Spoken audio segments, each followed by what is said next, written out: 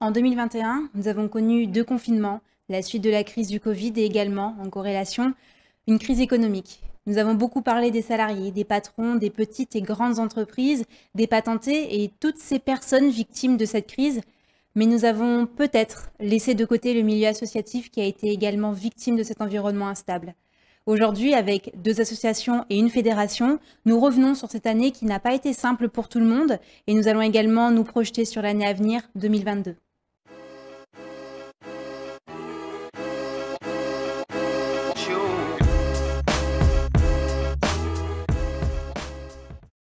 Donc aujourd'hui sur le plateau de NC News, pour parler du monde associatif et de ses perspectives en 2022, nous avons, on commence par les femmes, Virginie Antoine, coordinatrice de l'AVH, association Valentin Aouet. Si je... Ah oui. Ah oui. Ah ouais. Ah oui. Ça commence bien. Merci. On a Thibaut Vizien, cofondateur et chargé de mission à Caïdo Clean, une association qu'on ne présente presque plus, et Pierre Ouellepa, président du conseil d'administration de la FOL. Alors, je ne suis pas président du conseil d'administration, je suis simplement administrateur. Administrateur. Je suis plus président de l'AFOL. Ok, on remet les titres Voilà. à leur place. Donc pour débuter cet échange, je souhaiterais revenir sur l'année 2021 qui a été une période de crise et qui l'est d'ailleurs encore. Une année où on s'est beaucoup préoccupé des entreprises, des salariés, des patentés, mais peut-être un peu moins des associations. Donc comment ça se passe, vous, de votre côté? Ben, nous, on continue notre bonhomme de chemin. Il faut bien continuer à avancer, à vivre. On a un peu modifié nos manières de faire. Mais de toute façon, ce qui permet de s'adapter aux nouvelles situations. Donc, on s'adapte. Moi, je voulais dire que ça ne va pas commencer en 2021, en fait. La réduction drastique des finances, des subventions, en tout cas des associations, ça a commencé il y a déjà 4 ans. Et que régulièrement, on a des très grosses coupes des collectivités. On a de moins en moins d'aide, de soutien en tout cas sur les projets. Et effectivement, 2021, on parle des entreprises, etc. Mais les associations, depuis plusieurs années déjà, connaissent en fait finalement cette situation où on est, comme dit Virginie, on est obligé de s'adapter sans arrêt. Et en fait, celui qui en pâtit toujours au final, c'est ceux pour qui on destine, enfin en tout cas on fait nos actions. Nous, en l'occurrence, les jeunes, les enfants, mais les personnes en situation de handicap, les personnes dans la culture ou les personnes dans l'environnement, puisque je ne vais pas parler pour Thibaut, mais je pense que c'est la même chose du côté environnemental. Oui, bien sûr. Et puis, il y a effectivement ceux qui bénéficient du travail, de l'activité de l'association. Et puis, il y a aussi les personnes qui sont au sein des associations. Pour le coup, nous sommes 3 entreprises associatives. Donc, c'est des associations qui ont décidé de se professionnaliser, qui ont des salariés et qui, du coup, doivent se débrouiller avec moins de moyens pour maintenir leur activité, mettre en œuvre leur projet. Et c'est du stress, c'est des heures supplémentaires non payées. Donc, on sait tous qu'il y a des limites aussi au bénévolat. Et puis, c'est parfois un excès d'activité qui peut amener à des burn-out, qui peut amener à des maladies voilà, qui sont... Des torticolis.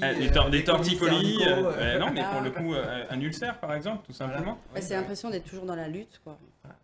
C'est vrai, moi j'ai ce sentiment-là qu'en fait, tu sais, on est des militants et du coup, on tombe dans la lutte à la fin et tu dis, mais enfin, c'est pas un combat en fait qu'on est censé mener, quoi. Ouais. Au contraire, c'est une œuvre, on est censé œuvrer, pas combattre. Ce qui est intéressant, c'est que finalement, les associations ici en Nouvelle-Calédonie, comme en France, finalement, font beaucoup de choses que ne font pas les collectivités. C'est des effecteurs, en fait, ou des effectrices de politique publique.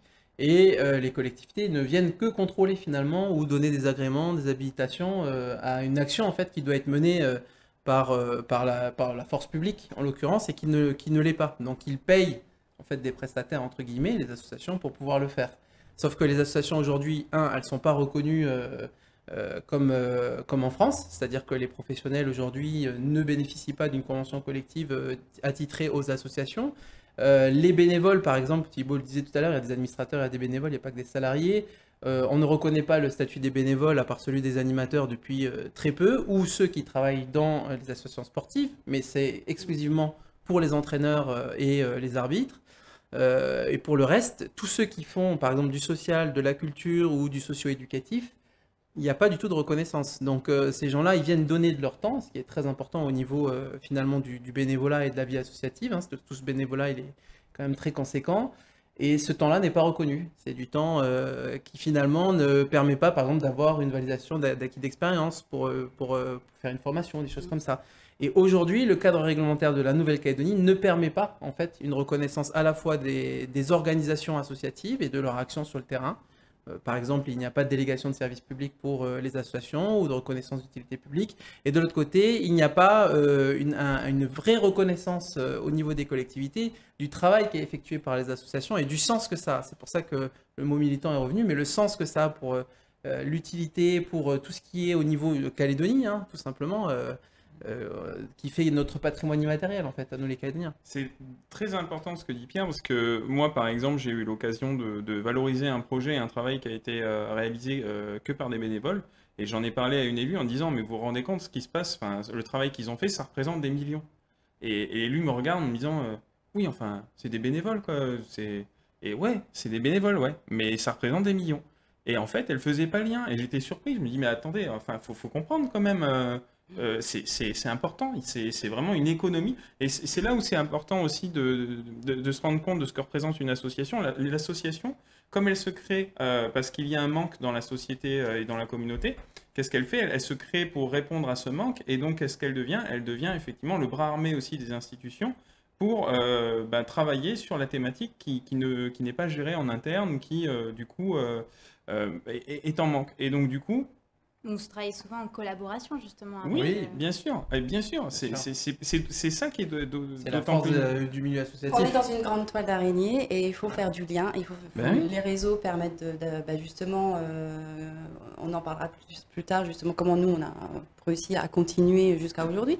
Et c'est ça, en fait, et c'est l'humain. Et il faut garder cette notion d'humanité.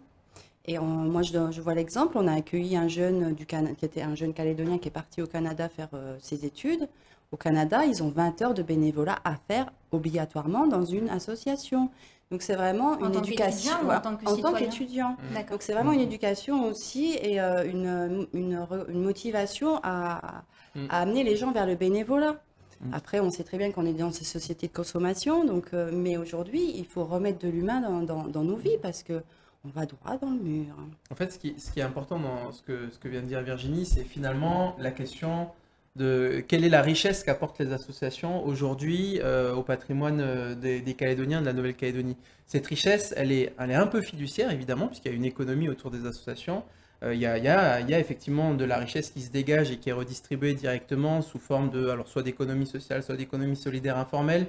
Mais en fait, ce qui est le plus important, c'est le développement humain qu'il y a dans le tissu associatif. Et plus que jamais, ce que dit Virginie est très important, c'est que l'engagement des uns et des autres va permettre de se sentir reconnu, de gagner aussi en confiance en soi, et puis d'avoir une utilité dans la société. Et de l'autre côté, moi, ce que je vois, c'est que tout le travail qui est fait par les associations, que ce soit des associations à la personne, des associations à l'environnement ou autres, en fait, ça a un rôle très important, c'est un rôle qui permet en fait aux gens qui ont envie de donner du temps et qui n'est pas dans le travail ou à l'école, c'est-à-dire à l'école et au travail, on est obligé d'être ensemble, alors que dans les associations, on a choisi d'être ensemble. Et c'est pas la même chose parce que du coup, on doit vivre ensemble, on a du temps qu'on passe ensemble pour un objectif donné et cet objectif, il a une utilité pour l'ensemble de la société, il a du sens. Tout à l'heure, c'est ce que disait Thibaut et je pense que ça, c'est important parce que finalement, aujourd'hui, des fois, on ne se reconnaît pas dans notre travail, ou on fait un travail parce que c'est alimentaire, ou on va à l'école parce que on est obligé quand on est jeune, etc. Et on voit bien dans les associations dans lesquelles on est, finalement, il y a quelque chose d'autre qui arrive et qui contribue à ce que j'appelle moi le développement humain, et qui contribue finalement à l'identité des Calédoniens, à savoir, avant le développement économique, il y a le développement humain. S'il n'y a pas de développement économique sans développement humain, donc on ne peut pas parler de richesse que dégagent les entreprises, etc., sans voir ce que dégage d'abord l'humain. Ça, c'est le patrimoine immatériel et ça se joue dans les associations, quelles qu'elles soient d'ailleurs. Je donne un chiffre, c'est une étude qu'on a faite avec le collectif des associations et avec l'État. Derrière la région Île-de-France, la Nouvelle-Calédonie, c'est la deuxième région dans l'ensemble du territoire français où il y a le plus d'associations, de création d'associations. Au final, vous n'êtes pas tant reconnu que ça. Et on n'est pas reconnu, on n'existe même pas, alors que les associations, on existe, mais on existe en tant que prestataire ou en tant que, voilà, vous allez répondre à un projet et puis basta. Bien, vous êtes là, on sait que vous êtes là, c'est bien. Oui, c'est le côté amortisseur. Voilà. Il y a le côté amortisseur social aussi. Si on prend l'action, par exemple, de l'association Valentin Aoui, où je pense celle de la surdité, ça va être pareil. C'est des associations où si elles ne sont pas là, c'est simple, personne ne s'occupe des personnes en situation de handicap avec un handicap visuel ou un handicap auditif. C'est aussi simple que ça. C'est-à-dire qu'il n'y a aucune collectivité qui va s'occuper de ça. Et je Donc ça veut rebondis dire du que... coup sur ça, en termes de membres de personnes handicapées dans votre association, ils sont combien? Alors nous, chaque année, on a à peu près 60 adhésions. Donc de personnes avec un handicap. Avec un handicap visuel. Après, on est aussi là pour apporter du conseil aux personnes des îles du Nord, puisqu'on n'est pas sur place. Donc on est là pour leur apporter du conseil, on est là pour leur vendre du matériel spécialisé. Et puis, il y a plus d'une soixantaine de personnes qui comptent sur vous. En fait, une personne n'est pas obligée d'adhérer aussi à l'association si elle a besoin d'acheter du matériel. Donc il y aurait peut-être plus d'adhérents, mais on n'oblige pas les gens à payer une adhésion juste parce qu'ils ont besoin de matériel. Voilà. Mais ça fait quand même un chiffre qui est quand même conséquent, plus d'une soixantaine de personnes qui, si vous n'êtes plus là, n'auront plus personne. En tout cas, il y a une trentaine de personnes qui sont là régulièrement. Donc oui, qu'est-ce qu'ils vont devenir? Ils vont rester chez eux. Ils ont déjà été confinés pendant 3 mois cette année. Plus Donc, même. Eux, ils sont... Après, le confinement, ils l'ont peut-être mieux vécu que ceux qui sont, du moins ceux qui peuvent se déplacer comme ils veulent, parce que c'est toute l'année, eux, qui sont confinés finalement. Déjà, ils sont confinés par leur handicap et puis par toute la vie, le manque d'accessibilité, le manque d'intérêt et de volonté de faire quelque chose pour les personnes en situation de handicap, il faut le dire. Moi, la démagogie, ça va 5 minutes, là. C'est bon, il faut qu'on remette les choses à plat et qu'on reparte sur vraiment de bon sens et de la logique. Et je rebondis sur ce que vous disiez, Pierre, c'est que ça fait 4 ans en fait que c'est la crise dans le monde associatif. Donc en termes de financement, de subventions, je suppose que... c'est assez simple, les subventions qui sont faites aux associations, ce n'est pas des subventions essentielles. Ce qui va primer, c'est de financer évidemment le salaire des fonctionnaires et les missions prioritaires des collectivités. Mais comme nous, on reçoit une subvention, et cette subvention n'est pas essentielle, donc quand il a commencé à avoir la réduction budgétaire au niveau de la Nouvelle-Calédonie, évidemment les premiers impactés. Voilà. C'est la culture, le social et l'environnement qui en pâtit en premier. Pour moi, évidemment le handicap. C'est un changement de compétence. Voilà, en plus, il y a ça. Le fait que les provinces ne voulaient que ce soit le gouvernement qui reprenne la question du handicap, parce qu'effectivement, le handicap, c'est une question territoriale. Ça ne se limite pas à une province. Il ne faut pas éclater la compétence. Mais par contre, quand ça a été dit, il n'y a pas le transfert qui a été fait. Donc c'est pour ça qu'on en est là aujourd'hui. Oui, mais ça, c'est tout le social, parce que c'est pareil pour l'enfance. C'est certain. Après, ce qui est sûr aussi, c'est qu'il y a une vraie politique de réduction budgétaire qui a été mise en place et qu'on peut saluer, parce qu'on pense qu'à un moment, ça contribue à assainir un petit peu le fonctionnement de la Calédonie de manière générale. Mais c'est vrai que c'est pas sur le réseau associatif qu'on va faire sur les effecteurs surtout. Sur ceux qui font. C'est ça, c'est-à-dire que le réseau associatif, il est hyper important. Il est là pour rendre un service public qu'il réalise très souvent à bas prix, puisqu'il y a quand même une part bénévole qui est quand même très conséquente et un vrai réseau participatif. Donc en fait, on assume une mission à un prix qui est vraiment dérisoire. Et donc l'avantage, c'est que c'est certainement pas sur les assos qu'il y a des économies à faire. Je pense que le moindre rond-point, il coûte plusieurs dizaines de millions. Excusez-moi, mais il y a un moment où on peut faire des économies sur bien des choses dans la société calédonienne, mais pas sur les associations. Parce que c'est typiquement, en plus, on est dans une époque charnière où on a besoin de continuer de construire un territoire. Et il y a plein de choses à faire. Et la première chose, c'est le lien social. Et le lien social, la citoyenneté, le destin commun, toutes ces choses qu'on entend dans des discours politiques, ça se construit énormément avec les associations et qui constituent vraiment un lien avec les administrés. C'est-à-dire que c'est aussi ça notre rôle, comme on travaille avec les institutions, c'est créer un lien avec les administrés. Et donc c'est pas là-dessus qu'il faut faire des économies, parce que c'est pas là-dessus déjà où on va gagner le plus d'argent. Clairement, c'est pas en économisant sur les assos qu'on va vraiment se faire du fric et qu'on va assainir les comptes. Par contre, on va vraiment se priver de beaucoup de choses qui sont d'intérêt général et qui ont vraiment un intérêt fort pour le public, et notamment un public parfois spécifique comme le handicap. Et il y a une chose qu'il faut savoir, c'est qu'au niveau institutionnel, au niveau de la RSE par exemple, d'entreprendre le développement durable, on fait des économies aussi. Et les institutions, ils ne sont pas engagés dans la RSE. Peut-être expliquer ce que c'est la RSE. C'est la responsabilité, c'est la responsabilité économique, sociale et environnementale. Et voilà. En fait, ça fait partie du développement durable. Et ça, il faut qu'on rentre dans cette démarche. Nous, la VH, comme on a fait des économies, c'est justement en repensant un peu notre fonctionnement global au quotidien. Ce qui est intéressant aussi pour compléter ce que dit Virginie, c'est que finalement, face à des nouvelles contraintes de l'environnement, face à finalement des nouvelles perspectives, ceux qui sont le plus réactifs, ça reste les associations. On pense aux urgences humanitaires ou quand il y a une alerte Parce que vous avez l'habitude climatique, d'être sur le terrain aussi. il y a une réactivité quasi instantanée. Parce qu'en fait, c'est ce que dit Thibaut, c'est qu'on est en lien direct avec la population. Et c'est ce que dit Virginie, dans le sens où il y a de l'innovation. C'est-à-dire que s'il faut, face à une situation très complexe, réagir très rapidement, le temps qu'on attend les collectivités sur le terrain, il va se passer plusieurs jours, alors que les associations, elles sont déjà là. Et ça, on l'a déjà vu sur la question du lien social, de la solidarité. Et de l'autre côté, sur une démarche plus prospective où il faut anticiper sur un certain nombre de choses. Les associations qui survivent, de toute façon, c'est assez simple, c'est celles qui ont une capacité à voir un petit peu assez rapidement ce qui se passe dans la société et qui vont anticiper en fait sur, là c'est les dépenses, on parle de ça, mais demain ça va être l'arrivée de nouvelles contraintes comme une pandémie, comme je pense à l'arrivée d'Internet, c'est les associations qui ont réagi en premier sur Internet, sur la culture du numérique. C'est les associations qui ont réagi en premier. Les premières cyberbases, ce n'étaient pas des cyberbases de collectivités publiques, c'était des cyberbases d'associations. Et en parlant de demain et d'anticipation, vous voyez comment 2022 Ouh, ça c'est juste là. C'est Voilà. c'est dans 15 jours. C'est demain. Ben, moi, en tout cas, nous, on continue d'avancer et moi, je reste confiante parce que je crois que quand même, il y a du bon sens dans ce monde et qu'il y a des gens qui sont attentifs à ça.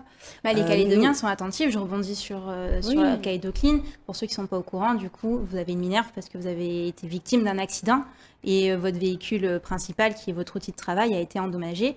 Vous avez fait un appel aux dons qui a très bien marché. Les Calédoniens ont été réceptifs, même au-delà de votre demande. Donc, C'était énorme et c'est vrai que ça c'est tout le lien de solidarité dont parlait Pierre tout à l'heure. C'est effectivement, nous forcément, on est très touchés. On remercie bien les gens qui ont participé, mais ça montre effectivement que derrière une association, il y a une communauté. Et cette communauté, elle est aussi grande que l'association rayonne. Et nous, derrière, effectivement, on est très très contents d'avoir atteint l'objectif de la cagnotte qui nous aidera par la suite. Mais c'est vrai que derrière, on aimerait aussi par la suite avoir la même solidarité, les mêmes moyens aussi qui sont donnés par nos institutions, parce que dans la mesure où notre travail, on le réalise dans un cadre bien précis, qui est le cadre des compétences, soit du territoire, soit de la province, soit de la commune, et effectivement, il faut que notre fonctionnement il soit réparti par rapport à toutes ces institutions concernées. Et c'est là où on voit qu'aujourd'hui, nous, par exemple, le privé, c'est entre 60 et 70% de notre budget, quoi. Et donc, on se dit, à un moment, on a besoin justement que ce soit 50-50 et que ce soit vraiment les privés qui contribuent, certes, mais aussi les institutions qui aident. Et par rapport à la question de 2022, tu vois, moi j'ai vécu là maintenant 5 années associatives en tant que professionnel, donc c'est devenu mon métier. Et en fait, je vois bien qu'effectivement, les subventions, elles peuvent varier d'une année à l'autre. Et peut-être qu'il y a vraiment un outil qui pourrait être facilement mis en place pour les associations aujourd'hui et qui leur permettrait de pouvoir voir l'avenir de manière sereine. C'est en fait le contrat cadre pluriannuel d'objectifs. En fait, c'est une convention qu'on signe avec l'institution. Donc, convention cadre pluriannuel d'objectifs, ça veut dire qu'on définit ensemble des objectifs que l'association va devoir accomplir. Et sous réserve de l'accomplissement des objectifs, la collectivité accompagne l'association sur un certain montant de subvention. Et c'est pluriannuel. Donc, ça veut dire que si elle donne tant cette année, elle donne tant l'année prochaine, tant, et sous réserve, bien sûr, que l'association présente aussi son bilan et dise voilà, j'ai travaillé, j'ai fait ça, les objectifs sont désormais accomplis, on peut du coup continuer. Et c'est ça qui est important. Parce qu'on retrouve dans un contexte de salariés avec par exemple des commerciaux qui doivent justifier. Oui, c'est une espèce de convention. Voilà, c'est la durée. Oui, Parce que au nous, lieu de faire sur une année. Sur 3 ans, il faudrait le faire minimum sur 3 ans. Parce que nous, tous les ans, il faut qu'on aille tout de suite, toujours. C'est la question, à quelle sauce on va être mangé l'année prochaine. Que là, il y a une visibilité pour les associations et pour les entreprises aussi. Là, c'est autre chose, c'est pour le. Mais parce que nous, pour l'association, on avait imaginé ça aussi. Pour le pourcentage, la contribution que les entreprises donnent parce qu'ils n'emploient pas de personnes en situation de handicap. Donc ce pourcentage va dans une caisse qui est c'est le fonds d'insertion professionnelle des personnes en situation de handicap. Je pense qu'à un moment, il faudrait peut-être donner deux possibilités. C'est-à-dire qu'au lieu que ce pourcentage aille automatiquement dans cette caisse, on pourrait donner le choix à l'entreprise de verser ce pourcentage à une association qui a des travailleurs handicapés pour les accompagner. Et du coup, nous, ça nous amène du budget qui sera destiné bien sûr pour l'accompagnement de nos personnes les personnes en situation de handicap. Parce qu'il y a une chose qu'il faut savoir, c'est que cette caisse, il y a énormément d'argent, mais elle n'est quasiment pas utilisée. Parce qu'il y a le statut de travailleur handicapé, mais après il y a l'employabilité. Et c'est un peu vraiment, il y a beaucoup à faire sur le territoire encore à ce niveau-là. Donc il y a de l'argent qui dort là à un endroit, mais peut-être que là, il faudrait peut-être revoir un peu nos répartitions de budget et puis donner d'autres possibilités aux employeurs aussi. Parce que nous, notre rôle à l'association Valentin Oui aussi, c'est d'accompagner les entreprises. Parce que c'est sûr, un employeur, le handicap, ça peut faire peur, il ignore qu'est-ce que ça implique. Donc nous, à AVH, au niveau du handicap visuel, on est là pour accompagner les employeurs, les travailleurs, pour adapter le poste de travail, pour faire des sensibilisations au niveau des salariés, pour justement faire descendre un peu la peur qu'il peut y avoir, de dire, bah tiens, ça va nous demander plus d'énergie. Mais c'est peut-être plus d'énergie, mais c'est beaucoup plus enrichissant aussi. Donc vous avez vraiment un accompagnement complet qui va de la personne qui est en situation de handicap visuel, qui va venir vous voir pour des simples conseils, à l'accompagnement jusqu'à l'insertion professionnelle. Nous, on s'est adapté en fait. On s'est adapté au fur et à mesure des demandes, des rencontres, des réseaux et du besoin. On a des entreprises de transport qui nous ont demandé de rendre accessible, parce que voilà, l'accessibilité c'est la première chose, pour qu'une personne elle puisse vivre comme tout à chacun, il faut que ça soit accessible, sinon bien sûr il est cloisonné. Donc c'est exactement ce que vous dites, Pierre, c'est que vous êtes sur le terrain, vous voyez ce qui se passe et vous êtes les premiers à réagir et à évoluer dans ce sens. Et c'est ça qu'il faut valoriser